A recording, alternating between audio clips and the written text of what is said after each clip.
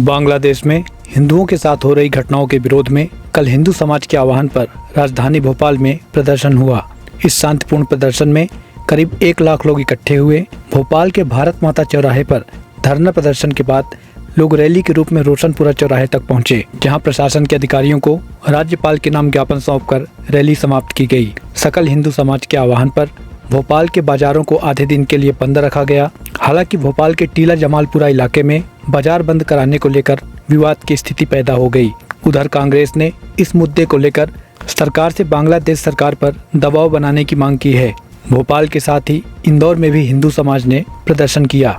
बुधवार को निकाली गई इस रैली में बीजेपी प्रदेश अध्यक्ष वी.डी. शर्मा, स्थानीय मंत्री विश्वास सारंग, स्थानीय विधायक रामेश्वर शर्मा सहित तमाम बीजेपी नेता, सामाजिक संगठन व बड़ी संख्या में साधु संत शामिल हुए। रैली में सुप्रीम कोर्ट के वकील अश्विनी उपाध्याय ने सभा को संबोधित करते हुए कहा कि बांग्लादेश में खुलेआम नरसंहार चल रहा है, हिंदू समाज की संपत्तियां लूटी जा रही हैं, महिलाओं के साथ दुर्व्यवहार हो रहा है।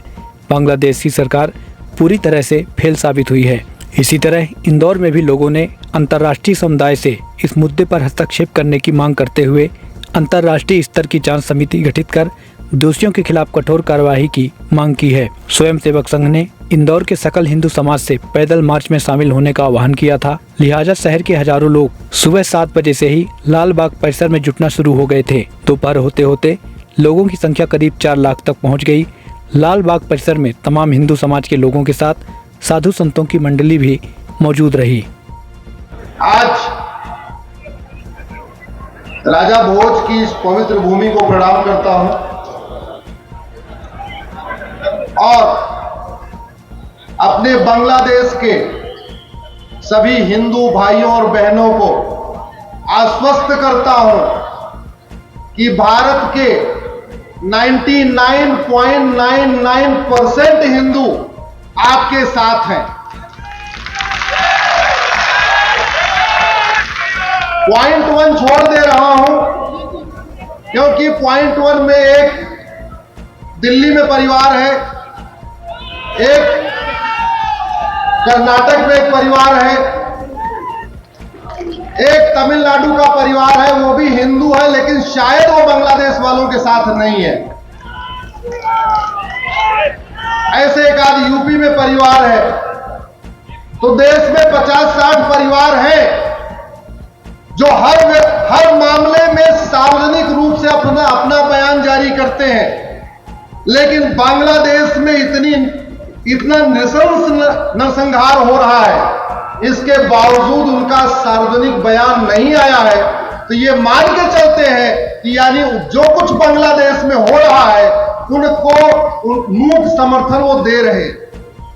मैं आशा करता हूं ये जो 50 परिवार बांग्लादेश के मामले में शांत बैठे हुए हैं, चाहे वो दिल्ली का परिवार है या यूपी का परिवार है या झारखंड का परिवार है या तमिलनाडु का परिवार है, वो अपना मौन तोड़ेगा और स्पष्ट कर देगा कि वो बांग्लादेश के हिंदुओं के साथ है या बांग्लादेश के चरमपंथियों के साथ। भारत का एक हिस्सा चला गया, पाकिस्तान बन गया। पंजाब हमारा 2 टुकड़े हुआ, ईस्ट पंजाब और वेस्ट पंजाब। ईस्ट पंजाब हमारे पास है, वेस्ट पंजाब पाकिस्तान बन गया। आज वेस्ट पंजाब की क्या हालत है सबको पता है। ऐसे ही बंगाल के 2 टुकड़े हुए, एक बंगाल हमारे पास है, दूसरा बंगाल बांग्लादेश बन गया। उस बांग्लादेश की क्या स्थिति है सब देख रहे हैं। धीरे धीरे ये जो मजहबी उन्माद की आग है ये फैल रही है और आज बांग्लादेश में जो कभी ईस्ट बंगाल कहलाता था, वहां पिता के सामने बेटी का बलात्कार हो रहा है। हमसे बहुत सारे लोगों ने व्यक्तिगत रूप से संपर्क करके बताया कि परिवार को घेरते हैं और बच्चों के सामने मां का बलात्कार करते हैं, परिवार को घेरते हैं और भाई के सामने बहन का बलात्कार करते हैं, परिवार को घेरते हैं और पति के सामने पत्नी का बलात्कार करते हैं। वो जो बाबर, हुमायूं, तुगलक, गजनी, गौरी की सोच थी, जिसको हमने किताबों में पढ़ा है, आज वो साफ साफ वहां दिख रहा है। और अगर ये बांग्लादेश की आग को शांत नहीं किया गया तो ईस्ट बंगाल की आग धीरे धीरे वेस्ट बंगाल में प्रवेश करेगी। आज राजा भोज की इस धरती से मैं सभी सांसदों, विधायकों, मंत्रियों से एक बात पूछता हूं कि अगर सारे पंथ समान हैं और मजहब नफरत करना नहीं सिखाता है, तो पूर्व प्रधानमंत्री मनमोहन सिंह जी को, इंद्र कुमार गुजराल साहब को, आडवाणी जी को अपना घर, मकान, खेत खलिहान, उद्योग व्यापार छोड़कर क्यों भागना पड़ा? अगर आप कहेंगे नहीं वो तो चंद लोग होते हैं, तो अगर चंद लोग जब मनमोहन सिंह जी को खदेड़ रहे थे तो मनमोहन सिंह जी के पड़ोसी आके मनमोहन सिंह जी के साथ क्यों नहीं खड़े हुए? आज मैं यहां राजा भोज की धरती से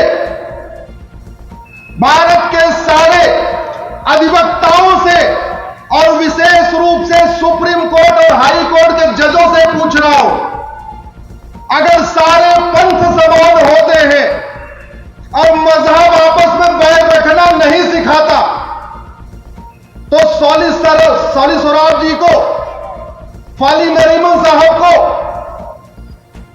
जेठमलानी जी को और अरुण जेटली जी को अपना मकान, दुकान, खेत खलिहान छोड़कर क्यों भागना पड़ा?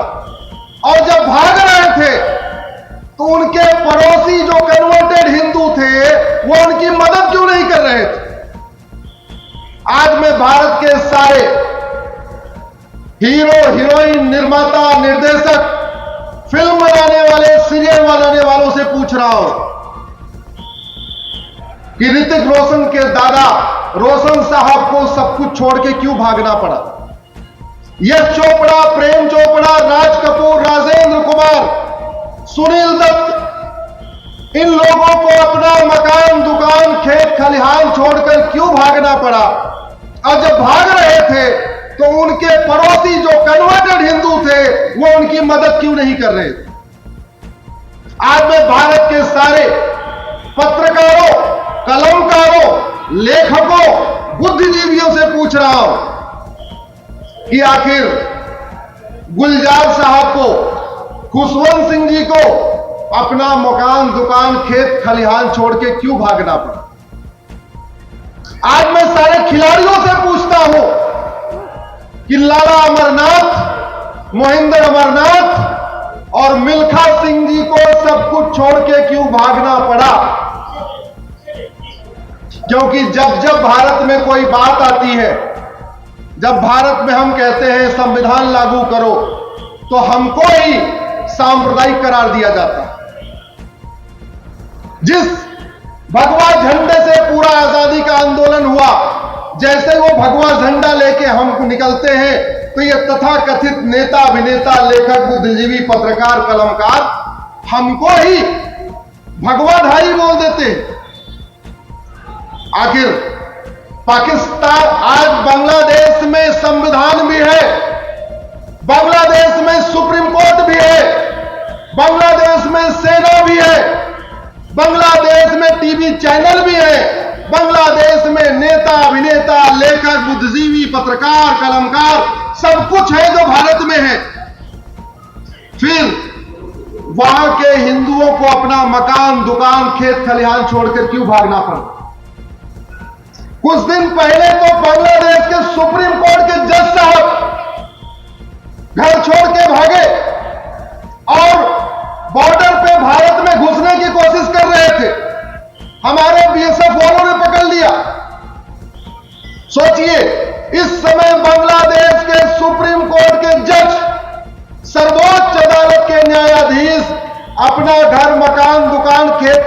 छोड़ के भाग रहे हैं तो वहां के आम हिंदुओं की क्या दशा होगी। मैं बार बार कहता हूं, भारत में संविधान है क्योंकि यहां हिंदू बहुसंख्यक है। भारत में लोकतंत्र है क्योंकि यहां हिंदू बहुसंख्यक है। भारत में समता समानता है क्योंकि हिंदू बहुसंख्यक है। भारत के प्रधानमंत्रियों को भारत देश छोड़ के नहीं भागना पड़ता क्योंकि हिंदू बहुसंख्यक है। भारत की सेना विद्रोह नहीं करती क्योंकि हिंदू बहुसंख्यक है। भारत में वसुधैव कुटुंबकम चल रहा है, नारी सर्वमंगल मांगल्य चल रहा है क्योंकि हिंदू बहुसंख्यक है। इस नफरत की आग को ठीक करना पड़ेगा। इसलिए मैंने एक PIL फाइल किया सुप्रीम कोर्ट में और मैटर अभी सुप्रीम कोर्ट में चल रहा है। मैंने कहा आप हेट स्पीच को डिफाइन करिए और भारत में जितनी भी रिलीजियस किताबें हैं, जितनी मजहबी किताबें हैं, इनकी समीक्षा करिए कि कोई किताब हेट स्पीच तो नहीं फैला रही है। गांधी जी ने कहा था आतंकवादी को मारने से आतंकवाद खत्म नहीं होगा, आतंकी सोच को मारना पड़ेगा। मैं कह रहा हूं जिहादियों को मारने से जिहाद खत्म नहीं होगा, जिहादी सोच खत्म करना पड़ेगा। तरीका यही है, हेट स्पीच डिफाइन किया जाए और जितनी भी किताबें हैं, मैं कह रहा हूं वेद की समीक्षा करो, भगवत गीता की समीक्षा करो, रामचरितमानस की समीक्षा करो, रामायण की समीक्षा करो और जितनी भी मजहबी किताबें हैं सबकी समीक्षा करो। अगर कहीं से हेट स्पीच फैलाई जा रही है तो इसको बंद करना पड़ेगा, नहीं तो आने वाले समय में समस्या बढ़ेगी।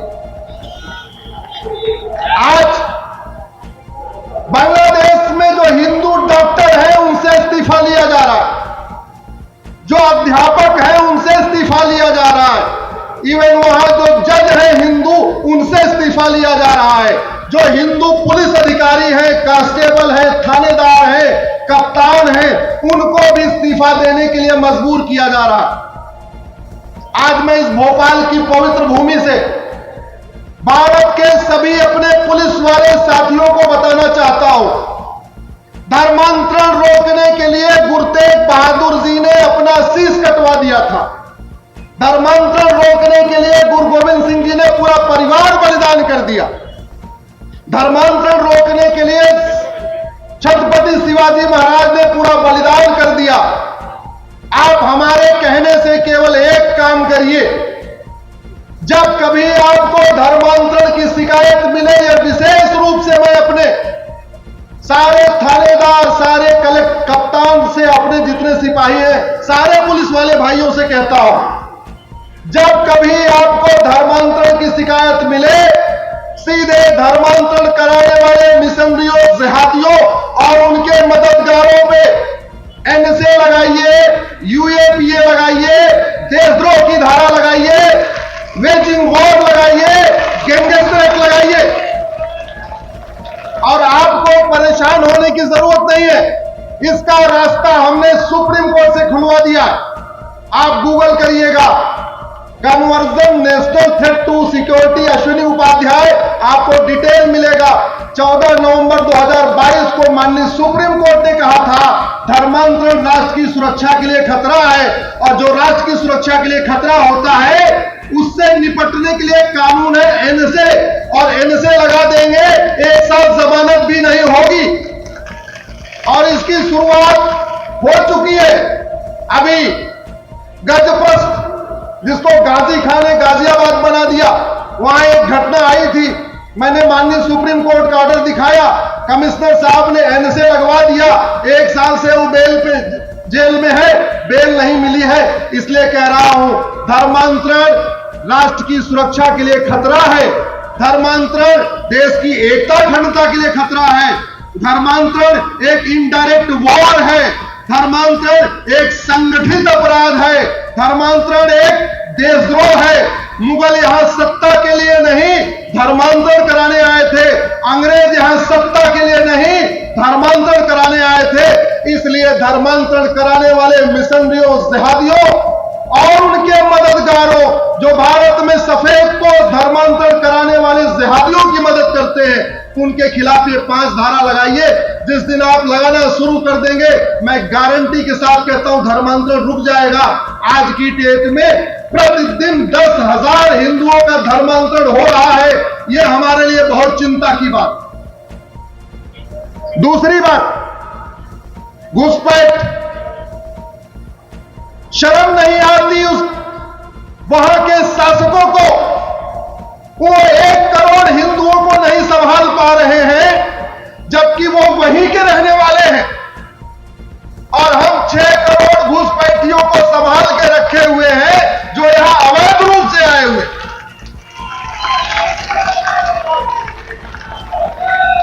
मैंने 2017 में पीआईएल फाइल किया था, 2017 में पीआईएल फाइल किया था, और राज्यवार मैंने आंकड़े दिए थे कि भारत में 5 करोड़ घुसपैठी आ चुके। याद रखिए, मात्र 5,000 घुसपैठिए गए थे। एक बहुत ही शांत, समृद्ध, खुशहाल देश था, उसका नाम था पर्शिया। 90% वहां पारसी थे। 5,000 घुसपैठियों ने 50 साल में पर्शिया को खाली करवा लिया। वो ईरान बन गया। फिर लड़ने की आदत तो है ही है, फिर लड़ने लग गए तो ईरान और इराक बन गया। और भारत में तो 6 करोड़ घुसपैठी है। मैं आपसे पूछता हूं, ये घुसपैठ हमारी राष्ट्र की सुरक्षा के लिए खतरा है कि नहीं? जोर से बताइए। ये घुसपैठ देश की एकता अखंडता के लिए खतरा है कि नहीं? ये घुसपैठ वेजिंग वॉर है कि नहीं? ये घुसपैठ एक संगठित अपराध है कि नहीं? ये घुसपैठ देशद्रोह है कि नहीं? तो जो राष्ट्र की सुरक्षा के लिए खतरा हो, उससे निपटने के लिए एनएसए है। जो देश की एकता अखंडता के लिए खतरा हो, उससे निपटने के लिए यूएपीए है। जो संगठित अपराध हो, उससे निपटने के लिए गैंगस्टर एक्ट है। जो इनडायरेक्ट वॉर हो, उससे निपटने के लिए वेजिंग वॉर की धारा है। और इससे बड़ा देशद्रोह क्या होगा कि प्लान्ड वे में डेमोग्राफी बदलने के लिए प्रयास किया जाए। हमारे हाथ से दुर्योधन का ननिहाल गंधार निकल गया, अफगानिस्तान बन गया। हमारे हाथ से राजा भरत का ननिहाल कैकेय निकल गया, जहां से माता कैकेयी आई थी, वो पाकिस्तान बन गया। विजयनगरम का हिस्सा मल्लदीप हमारे हाथ से निकल गया, वो मालदीव बन गया। और हमारे बंगाल का एक हिस्सा निकल गया, बांग्लादेश बन गया। और वर्तमान समय में भारत के 9 राज्यों की डेमोग्राफी बदल चुकी है। भारत में 28 राज्य हैं, 8 केंद्र शासित प्रदेश हैं, टोटल हो गए 36। 36 में से 9 राज्यों की डेमोग्राफी बदल गई है, यानी 25% राज्यों की डेमोग्राफी बदल गई। भारत में 800 जिले हैं और 800 जिलों में से 200 जिलों की डेमोग्राफी बदल गई है। इसका मतलब 25% जिलों की डेमोग्राफी बदल गई। भारत में 6,000 तहसीलें हैं, 6,000 तहसीलों में से 1,500 तहसीलों की डेमोग्राफी बदल गई है, यानी 25% तहसीलों की डेमोग्राफी बदल गई है। भारत के बॉर्डर पे कुल 300 तहसीलें हैं, चाहे वो राजस्थान बॉर्डर है या गुजरात बॉर्डर है या केरल बॉर्डर है या Bengal border, Assam border, Uttarakhand border, UP border.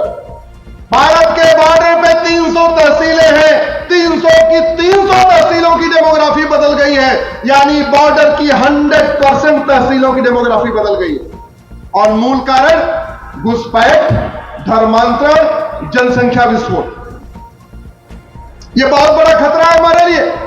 और आज एक चौथा जो खतरा आया है वो है ड्रग्स जिहाद। मैंने इस पर सुप्रीम कोर्ट में पीआईएल फाइल किया ड्रग्स जिहाद के खिलाफ। बड़े प्लान्ड वे में engineering college, medical college, law college, university में हिंदू लड़के और लड़कियों को टारगेट करके, दोस्ती करके उनको ड्रग दी जा रही है। धीरे धीरे उनको रेप पार्टी में शामिल किया जा रहा है। और अभी लेटेस्ट जो जानकारी आई है, इस ड्रग में नपुंसकता की दवाई मिलाई जा रही है। हिंदुओं के एक 2 बच्चे हैं, कॉलेज में जाके वो ड्रग ले रहे हैं, ड्रग के बाद वो नपुंसक हो रहे हैं, फिर बाद में कहते हैं मैं तो शादी नहीं करूंगा। ऐसी घटनाएं आपके भी आसपास सुनने में आ रही होंगी। जहां लड़का या लड़की कह रहा है हम शादी नहीं करेंगे, वो शादी करने लायक बचा ही नहीं है, वो ड्रग एडिक्ट हो चुका है। इसलिए मैं अपने सभी पुलिस के भाइयों से कहता हूं, आप केवल अपनी ड्यूटी इस हिसाब से मत करिए कि किताबों में क्या लिखा है। आप अपनी ड्यूटी राष्ट्र सेवा की भावना से करिए और ड्रग स्मगलरों के पीछे टूट पड़िए। जहां जहां आपको ड्रग स्मगलर मिले, ड्रग बेचने वाले मिले, उनको पकड़ के जेल में डालिए, उनके खिलाफ एनएसए लगाइए, वेजिंग वॉर लगाइए, उनके खिलाफ गैंगस्टर एक्ट लगाइए, उनकी प्रॉपर्टी जब्त करिए, उनके फास्ट ट्रैक कोर्ट में उनकी व्यवस्था करिए। लव जिहाद, ड्रग जिहाद, घुसपैठ जिहाद, धर्मांतरण जिहाद और जनसंख्या जिहाद, एक सिनेमा जिहाद भी है। इस समय इसके नाम से भगवे को बदनाम करते हैं। 90,000 बच्चे रोज पैदा हो रहे हैं और 90,000 बच्चों में हिंदू लगभग 45,000 हो रहे हैं। यानी अभी तो आपके शहर में 80-20 का रेशियो है, लेकिन 20 साल के बाद इसको यूनिवर्सिटी में, कॉलेज में, लॉ कॉलेज में ये रेशियो 80-20 नहीं होगा, ये रेशियो 50-50 होगा। और सोच तो बदली नहीं, सोच वही है, मैं पाक तू नापाक, मैं नेक तू काफिर। अगर ये सोच नहीं बदली तो खतरा हमारे लिए बहुत बड़ा बढ़ जाए। कितने आश्चर्य की बात है, सबके 2 हाथ, सबके 2 पैर, सबकी 2-2 आंखें, सबके नाक में 2-2 छेद, फिर भी कहते हैं मैं पाक हूं और तुम नापाक हो। अरे मां के पेट में तुम भी 9 महीने थे, हम भी 9 महीने। तुम्हारे भी 2 हाथ, हमारे भी 2 हाथ, तुम्हारे 2 आंख, हमारे भी 2 आंख, बल्कि तुमने तो कुछ गड़बड़ किया।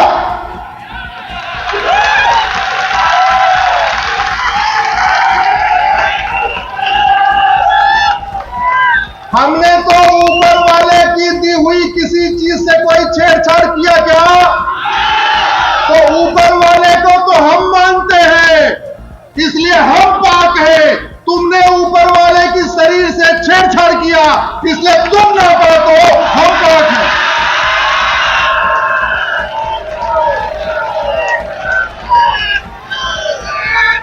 अरे हम बस 2 कुटुंबकम को मानते हैं, हम पाक हैं, तुम नहीं मानते हो, तुम नापाक हो।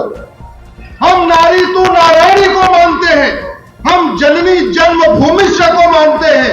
हम तो देवताओं की पूजा करते हैं, देवियों की पूजा करते हैं। तुम्हें फीमेल गॉडेस से दिक्कत है, तुम महिला भगवान की पूजा नहीं करते, इसलिए हम पाक हैं और तुम।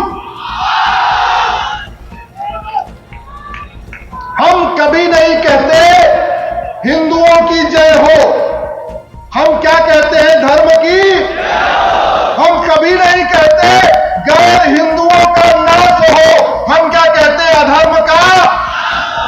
हम कभी नहीं कहते हिंदुओं में सद्भावना हो, हम कहते हैं प्राणियों में। हम कभी नहीं कहते केवल भारत का कल्याण हो, हम कहते हैं विश्व का। ये तो तुम्हारी छोटी सोच है।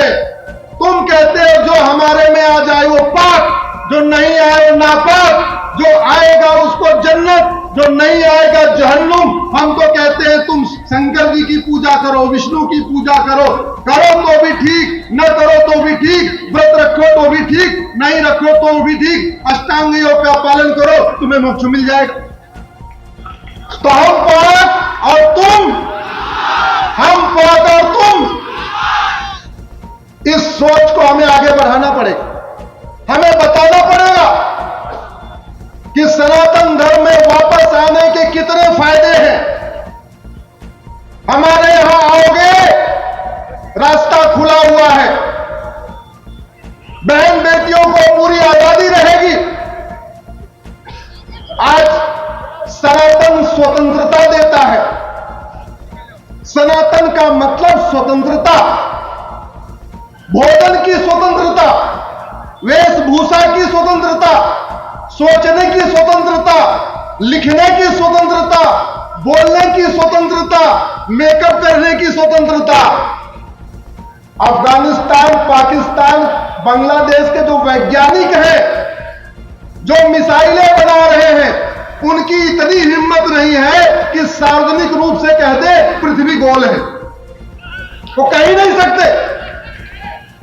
अफगानिस्तान, पाकिस्तान, बांग्लादेश के वैज्ञानिकों की यह हिम्मत नहीं है कि सार्वजनिक रूप से कह दे पृथ्वी गोल है। जानते भी है। हमारे यहां तो हम जो मानते हैं, जो जानते खुल के बोल देते। हम तो कह रहे हैं पृथ्वी गोल है। यह है स्वतंत्रता। और एक बात और रखिएगा, सनातन आपको विकास देता है। उदाहरण के लिए अफगानिस्तान में सारी नाई की दुकानें बंद हो गई क्योंकि दाढ़ी बनवाना हराम। अफगानिस्तान में सारी मेकअप की दुकानें, ब्यूटी पार्लर बंद क्योंकि मेकअप करना हराम। गाना सुनना हराम तो ढोल मजीरा बजाने वाले बंद। गाना सुनना हराम तो जो ढोल मजीरा बेचते थे वो भी बेरोजगार, जो बनाते थे वो भी बेरोजगार। जबकि सनातन आपको उठने की, सोचने की, तरक्की करने की, आगे बढ़ने की सोच देता है। और हमको कहते हैं तुम नापाक और मैं पाक। उल्टा चोर, उल्टा चोर। इसलिए मैं कह रहा हूं, इस सोच के खिलाफ संगठित होकर आगे बढ़ना। और एक बात याद रखिएगा, आप हिंदू हैं या जैन हैं या बौद्ध हैं या सिख हैं, यह तब तक चलेगा जब तक हिंदू बहुसंख्यक है। हिंदू घटा तो आपकी सारी पहचान खत्म हो जाएगी।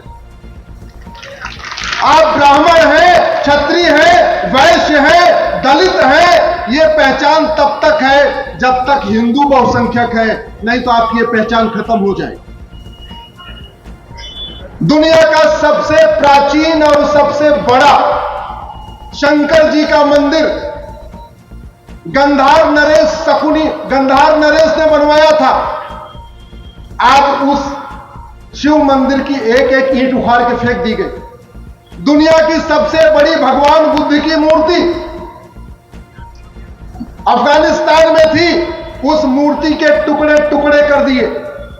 दुनिया का सबसे बड़ा जैन मंदिर मुल्तान में था, भगवान पार्श्वनाथ का। उस पार्श्वनाथ भगवान के मंदिर में जहां रोज नौकार मंत्र होता था, अब रोज वहां नमाज पढ़ी जा रही है, अजान हो रही है, मदरसा चल रहा है। दुनिया का सबसे बड़ा विष्णु मंदिर कैके नरेश ने बनवाया था, अब वो पेशावर कहलाता है।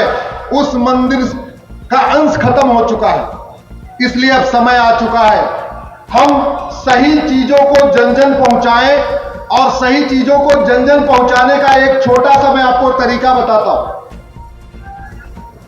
आप में से कितने लोग सोशल मीडिया उपयोग करते हैं? हाथ उठाइए जरा।